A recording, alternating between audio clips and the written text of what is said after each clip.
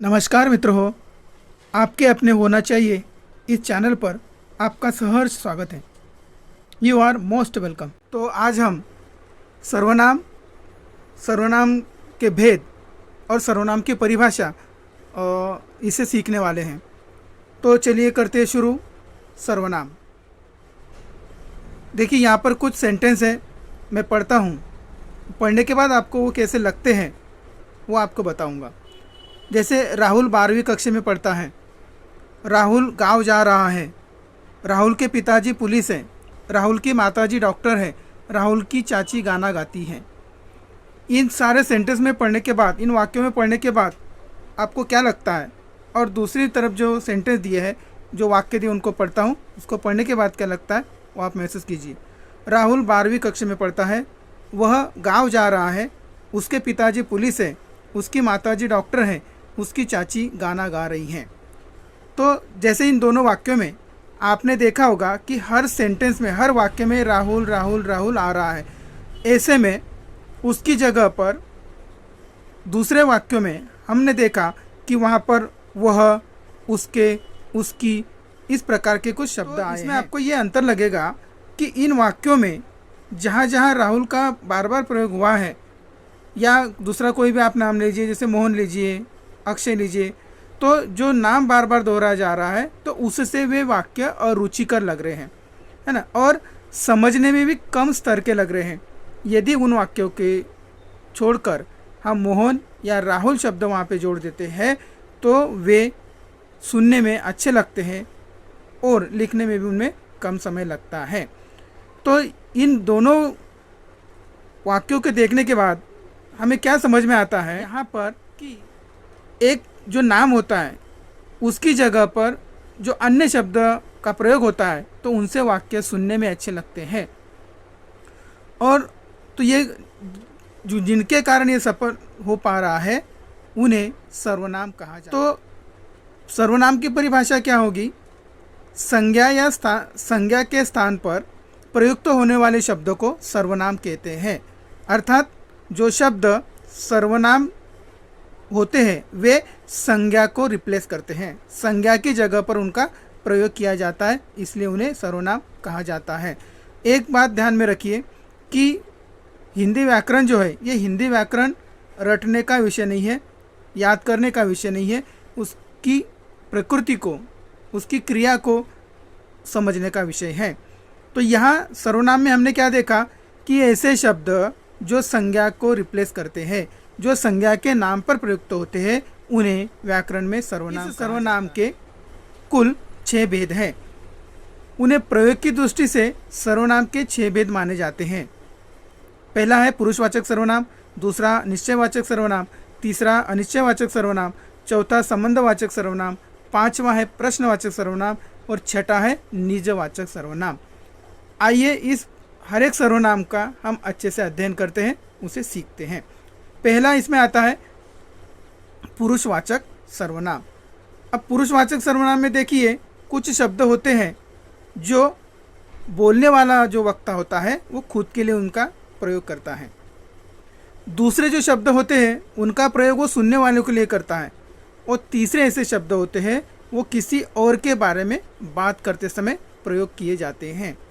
जैसे इनमें शब्द है मैं, हम। ये शब्द बोलने वाला जो होता है, जिसे वक्ता कहते हैं, वो खुद के लिए इसका प्रयोग करता है। दूसरे आते हैं तुम, आप। इसे सुनने वालों के लिए इसका प्रयोग किया जाता है।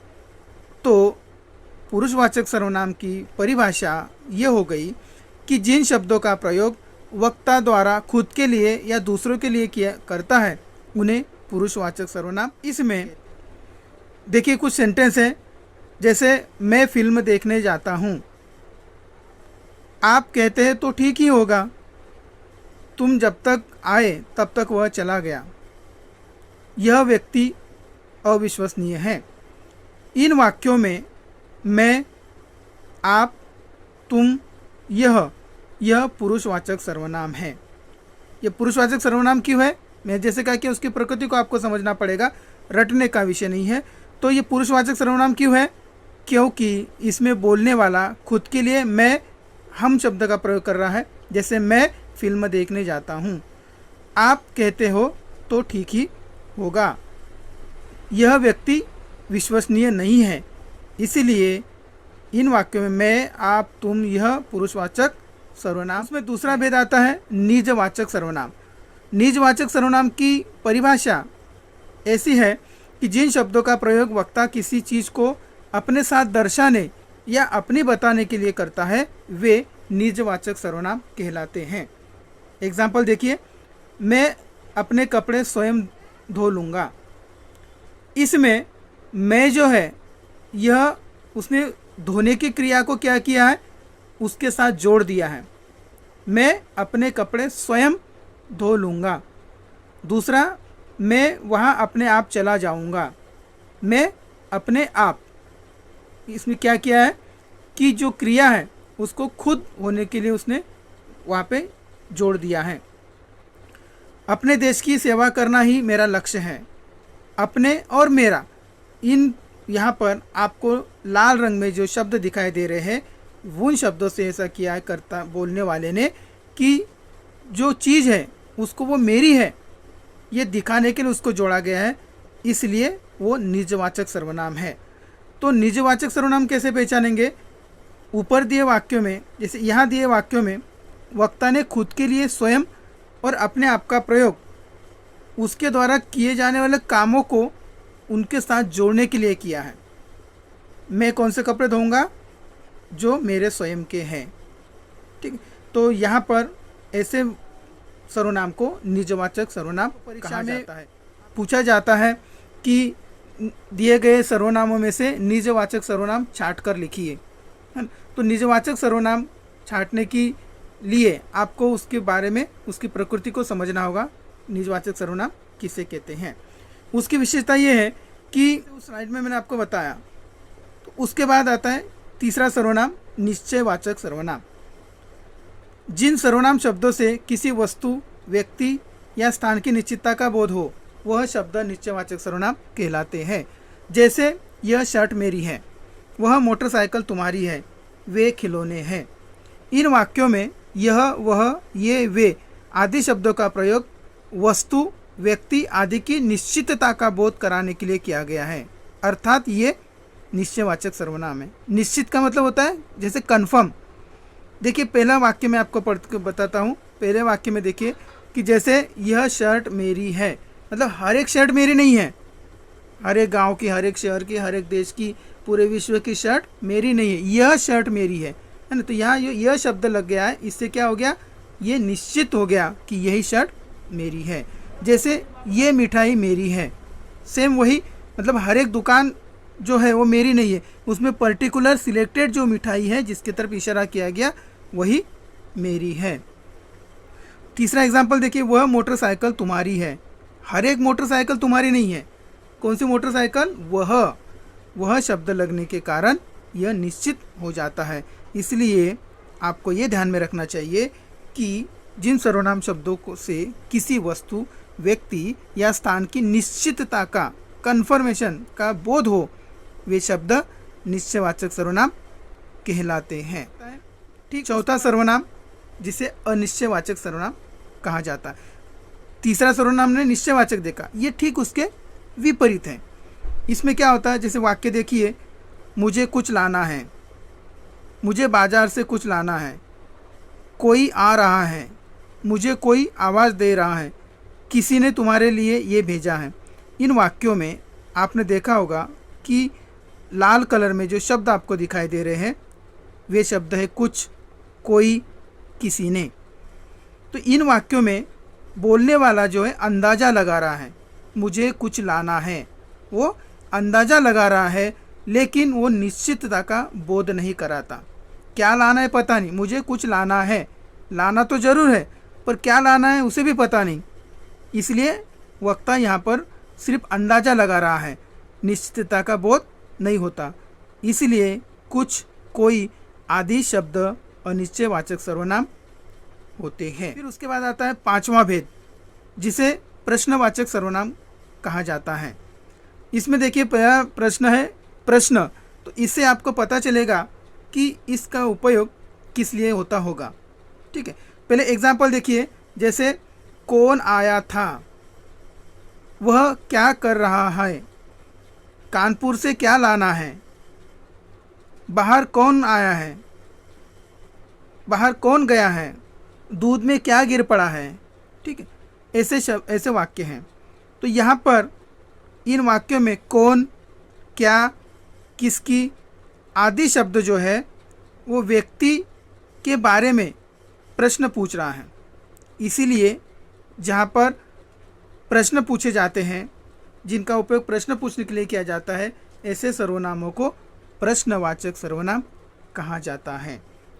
उसकी परिभाषा देखिए, जिन शब्दों का प्रयोग किसी वस्तु, व्यक्ति आदि के बारे में कोई सवाल पूछने के लिए या उसके बारे में जानने के लिए किया जाता है, उन शब्दों को प्रश्नवाचक सर्वनाम कहा जाता है।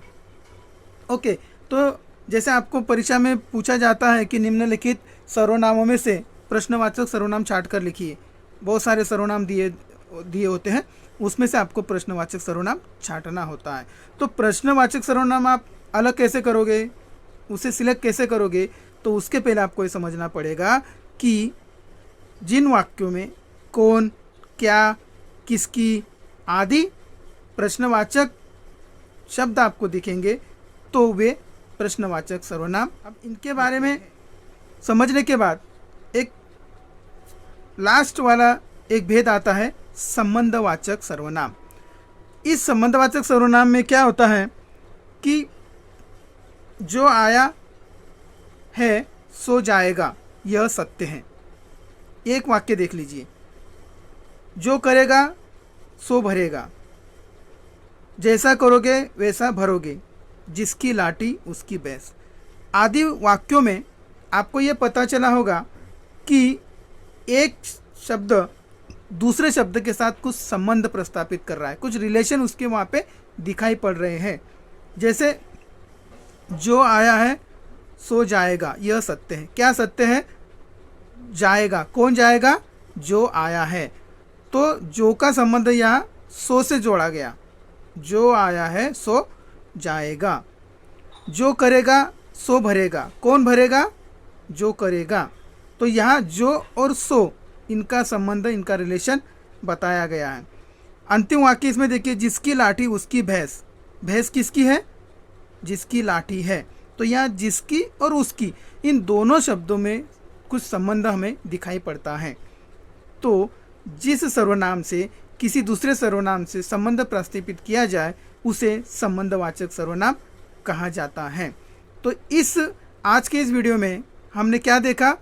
आज के इस वीडियो में हमने ये देखा कि प्रथमतः सर्वनाम किसे कहते हैं। ठीक है, सर्वनाम किसे कहते हैं और सर्वनाम के हमने भेद देखे। पहले देखा हमने सर्वनाम की परिभाषा, संज्ञा के स्थान पर प्रयुक्त होने वाले शब्द को सर्वनाम कहते हैं। उसके बाद हमने देखा कि सर्वनाम के भेद, सर्वनाम के कुल प्रयोग की दृष्टि से 6 भेद होते हैं। पुरुषवाचक सर्वनाम, निश्चयवाचक सर्वनाम, अनिश्चयवाचक सर्वनाम, संबंधवाचक सर्वनाम, प्रश्नवाचक सर्वनाम और निजवाचक सर्वनाम। उसके हमने एक एक करके उदाहरण भी देखे हैं। तो इस वीडियो में सर्वनाम, अगर मैंने आपको जो पढ़ाया है उसे आपने अगर अच्छे से देखा हो, उसकी ट्रिक को अगर अच्छे से ध्यान दिया हो, तो दूसरे वीडियो आपने देखने की ज़रूरत नहीं पड़ेगी।